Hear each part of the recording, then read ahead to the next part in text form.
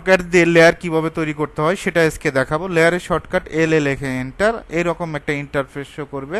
আমরা জাস্ট এখানে একটা ক্লিক করব, ক্লিক করার পর অল একটা লেয়ার জাস্ট ক্লিক করবেন।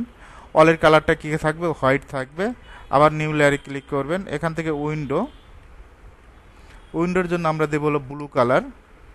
এখান থেকে কালারটা সিলেক্ট করে নেব। জাস্ট আবার নিউ লেয়ারে ক্লিক করবেন, এখান থেকে ডোরের কালারটা আপনি এখান থেকে দিবেন। ডোরের উডেন কালার, বিভিন্ন ধরনের উডেন কালার পাওয়া যায়। জাস্ট ক্লিক করে উডেন কালারটা দিবেন। তারপর আমাদের লাগে টেক্সের কালারটা আমরা হোয়াইট কালার দেব।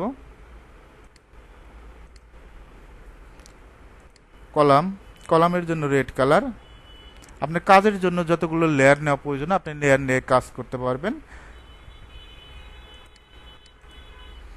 তারপরে এই লেয়ারগুলো শো করবেন কোথা থেকে?